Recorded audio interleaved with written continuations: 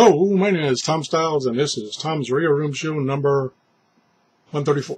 134! I love it. Okay, today we're going to review another radio that was given to me through a credit to Amazon that I purchased it by one of my subscribers. Thank you very much. And it is the little Grundig G-8 radio. It's AM, FM, shortwave, and longwave. Doesn't have single sideband. So we're going to take a look at it today. First of all, using my report card, we're going to talk about look and feel. Now, recently, and I don't know when this started, but Grundig especially has on their small radios, such as the G3 that I reviewed before and now the G8, have this kind of rubberized look and feel coating on their radios. And I like it. It looks a lot better than cheap plastic. It makes it easier to grip. So I like that as far as look and feel. It also comes with, and this was already installed, a carrying thing you put around your wrist so that you don't drop the radio. Let me tell you, I really got a bad case of the dropsies. So that's really handy for me. Except sometimes it's hard to get off. Stand by. I gotta get it off. It's hooked on my watch band. Okay. Has a telescopic antenna, of course, for shortwave and FM. Again, got to be careful. Don't break these off. So treat them gently. The display is kind of small, but has very big numerals for the time, and you've got it on for the frequency. So that works okay. The backlight is pretty bright, especially when it's dark. See, it's kind of amber. No problem there. It feels, as far as the controls, the buttons and stuff like that, they seem to be fairly substantial and should hold up, so reliability should be good. The battery compartment holds 2 AA batteries. I think it's only 2. Yeah, it's 2 AA batteries. Sometimes they have one hidden down there, but it's 2 AA batteries. A little worried about the battery cover, which I had never mentioned it before, but battery covers are very easy to lose. And this one comes off pretty easy. And be a little careful you didn't lose it, because that's something you don't want to lose. So that's the battery cover. Power options, like I said, it does use 2 AA batteries and does have a connection here for a 6-volt adapter. Doesn't include the 6-volt adapter. So the other thing, it comes with a carrying case. Kind of material, not plastic, it's material. Cloth. And a little logo there. And plus the name. Okay, so it's a nice carrying case. That's especially good for if you're traveling with this. Well, this is definitely a radio you would travel with because it's nice and small. And for storage, just in general storage. Now, as you can see, the radio is pretty small. And in some of my pockets, it will actually fit in some of my pockets, but it's too heavy to carry in your pocket. Now, if you had a coat, the inside coat pocket, you could probably carry it in that. It has a little stand, as most of them do. No special writing on here as far as a little time scale or anything like that. And I'll show you how I talk about time scale. The it does have their frequency ranges, the FM band, AM band, long wave band from 153 to 513 kilohertz. Shortwave is 2.3 megahertz to 20.95 megahertz. So that's the shortwave band. And again, it doesn't have single sideband.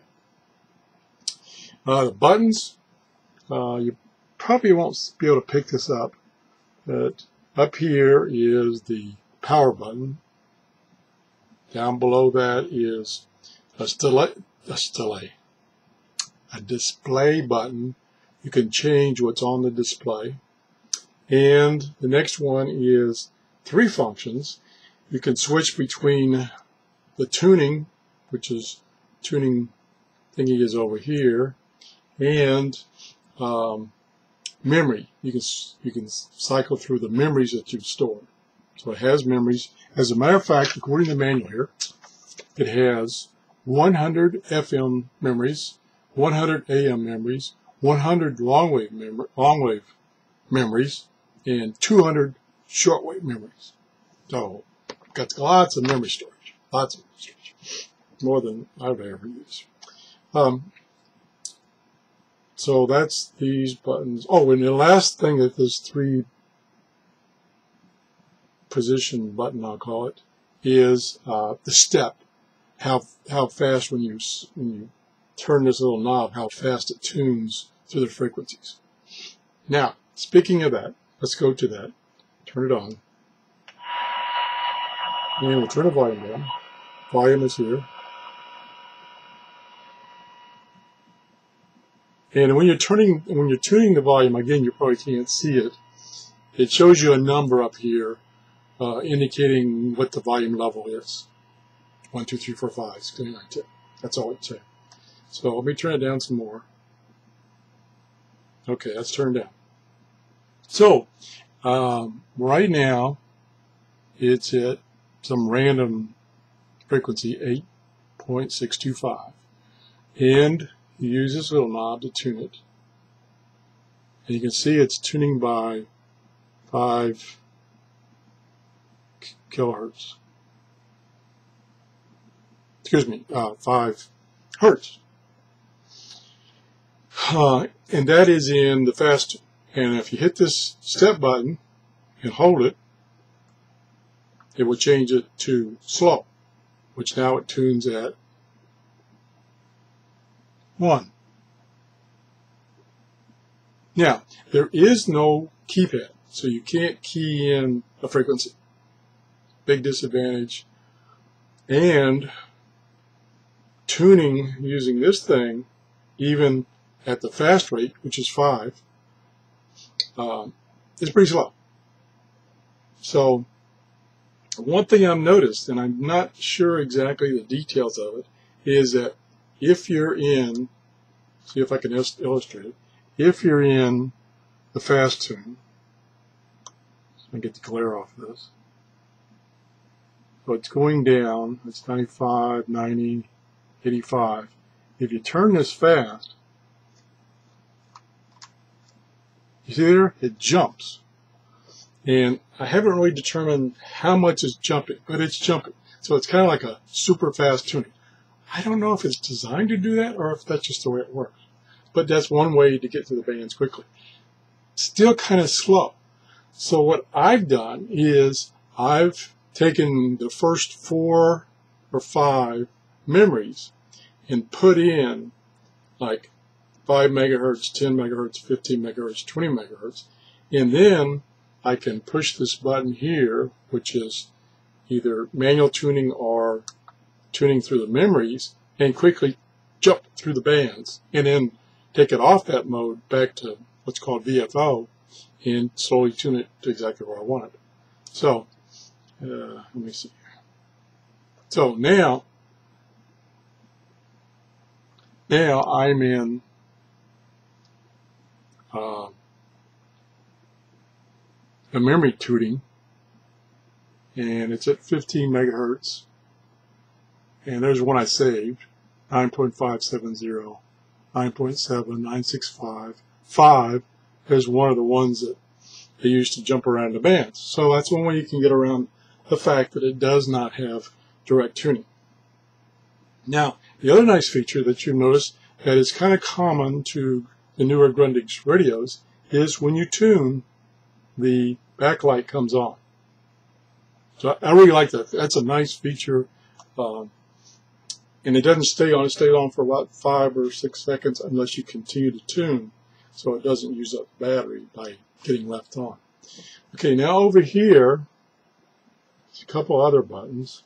The large button over here is the snooze button when you're using the timer and the alarm goes off and you want to put it in snooze mode, and it's also used to turn the light on. That's what that button's for. The next buttons have multifunctions. One is to quick tune again up and down in shortwave, and it quick tunes, let me see here, by the meter ranges, 25 meters, 31 meters, so on. So that's another way to quick tune the radio. And it has an up and down button. It also, those two buttons are multi-purpose. One is for setting the FM memory, if you have a station where it's set to FM, and changing the tuning rate for US and European, which European is 9 megahertz and US is 10 kilohertz, 10 kilohertz. The next button is to switch from AM to long wave, and then the other button is to switch to FM. So the other function it has what it calls, this is another Grundig feature, is automatic tuning storage. And if, for instance, if you're on the FM band, you can push that button and it will scan through that FM band and find stations, and then automatically put them in a memory storage location. So it's a quick way to set up that that band. You can do it on FM, you can do it on long wave, but I don't think you can do it on short. So it's called automatic tuning storage. So that's another function ATS has. Grundig has. It is a digital tuner and a digital display, so you do get fine, exact tuning. So it's no analog thing where it's kind of jumping around. It's digital. The other supposedly outstanding feature about this radio is the little thing here pops down, and it's got this huge dial that at first glance, before you read what's on the dial, you think it's for selecting memories or something like that. Actually, what it's for is selecting time zones. So you can turn it and see the time at a certain location, and it has the cities marked on here around this dial, plus it has a map. I wouldn't use that very much, but anyway. The other thing, this exposes some more buttons. Mostly these are buttons for memory storage. So when you tune a station, 9.475 for instance, and you want to save that into memory, you hit the memory button, then you select which memory channel storage location you want to put it in. So that's how you do that. Then you can also delete one. If you got one in there you didn't want it anymore, you can delete it. And it's used down here on the bottom. These buttons on the bottom are used for setting up the clock and the alarms, and there's a reset button to reset the whole radio. And newer radios, which are microprocessor controlled, are adding this reset button because sometimes the radio gets confused, and you have to do that. It resets it, and it's good to go. Again, let me close this up. One thing I don't like about this little door is that the latch, I'll call it, which is little knob here, is in the middle. And you can only get, to, once this is closed, you can only get to the outside to open this. And so you're constantly straining that because you're pulling on one side instead of both sides. Not a big deal, but again, something you got to watch out. You know, you don't want to break it off. But anyway, so that's that. We'll close that back. The other thing it has, and I mentioned it before, is this button here is used to change the, and it's going to be hard to see, the display of what's being displayed. And when the radio is on, I'll just tell you, because you won't be able to see it. You can, right now, it's displaying the two numbers at the top here, two numbers up at the top. Try to turn this so you can see it. And those two numbers are, one is for the audio level, and the other one is the signal level in decibels, which gives you an indication. Instead of having, like on some of the other radios I've shown you, it has a bar graph. This one has a numeric value. That's one of the displays. You can have those two things up. If you push the button, you can then display showing a time, and that's the alarm time, what the alarm is set to. Push it again. Now here's an exclusive. It shows you, let me see if I can hold this right. What do you think that is? Temperature. It shows you temperature. So it's got a temperature reading device in it, thermistor or whatever in it, so you can get the temperature. Now, of course, right now it's a little misleading because I'm holding the radio and it's sensing my heat, and I'm burning up because I got the fans off. So it's reading 89 degrees. But once you set it down on your nightstand or whatever, it'll read the room temperature. It might get a little miscalibrated because of the electronics near there might be warming it up. I don't know. I haven't looked at the effect of that. I know other things, such as my handheld transmitters, they have a thermistor in them. And that's totally misleading because, number one, your hand warms it up, and number two, when you're transmitting, it warms it up, so it's misleading. It's not really air temperature. This is probably not that big of a problem because it's not putting out a lot of heat in itself. So anyway, so that's that.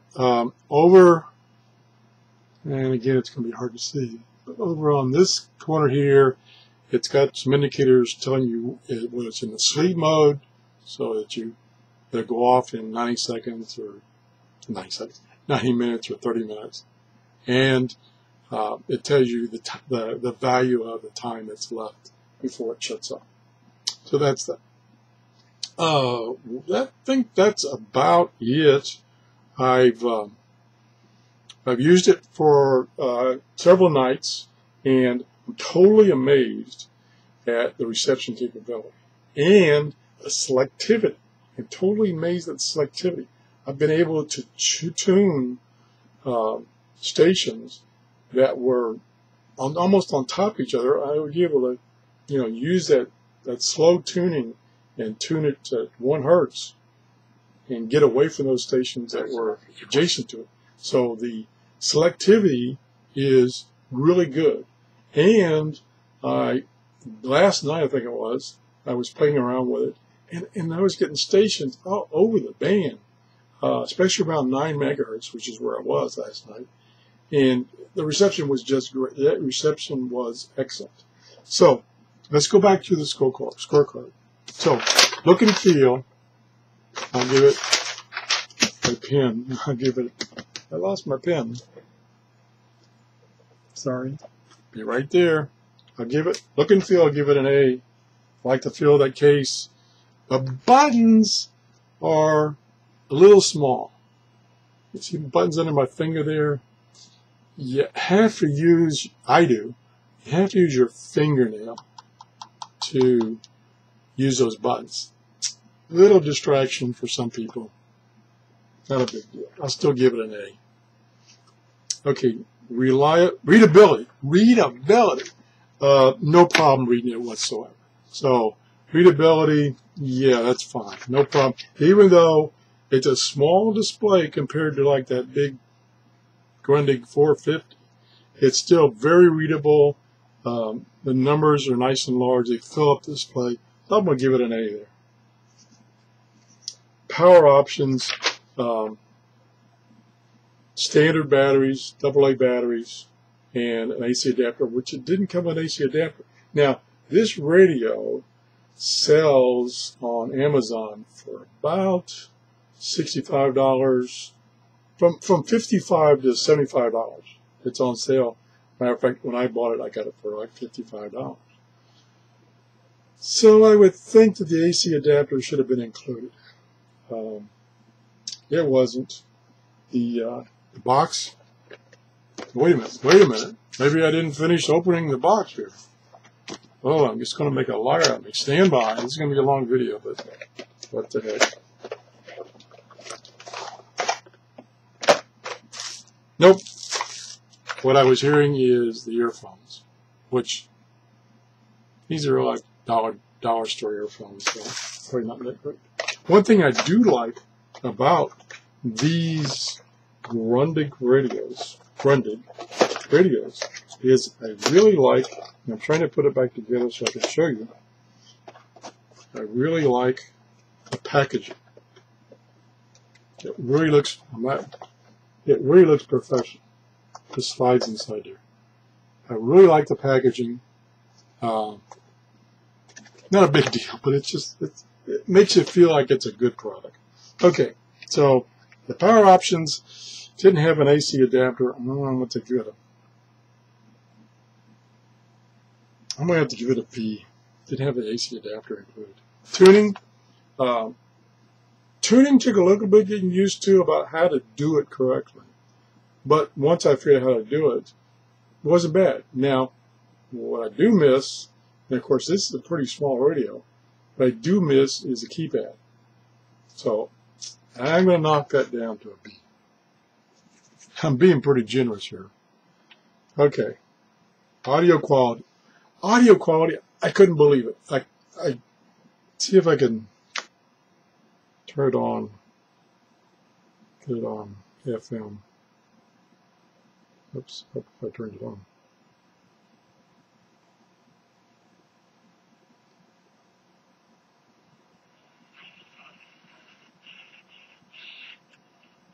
Please stand by. I'm sorry.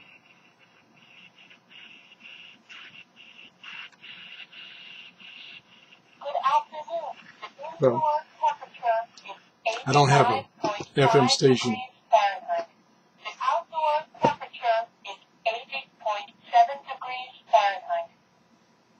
So it's 85 in here, so you can see I'm kind of sweating. Anyway, the audio quality was very good, especially for this little tiny speaker. I mean, it was amazing. I mean, I was impressed. So I'm going to give the audio quality a B. Special features, the only special feature that it had was the automatic tuning. Didn't seem very useful to me. And the temperature monitor. Yeah, that was cute, but yeah, I don't know. Special features, yeah, I'm going to give it a C. There's a message for you. Reception. Now, I haven't done a specific reception test, except for the last 2 or 3 nights. I have used it, and the reception was excellent. So I'm going to give it, believe it or not, an A for reception. So kind of looking at this, A, chance B, it looks like a B+. So it looks like this radio gets a B+. And it's definitely, I'll put that on you right now. It's definitely a buy. Definitely buy this radio. Like I say, I got it for $55. I didn't check today to see how much it is today, but I think it's maybe $65, somewhere around there. this is definitely a buy. So that's the review today of the Grundig G8. If you have any questions or comments, please leave me a comment or send me an email, even better. And that's the show for today. Thanks for watching. Bye. 25 minutes. Oh, it's going to take forever to upload.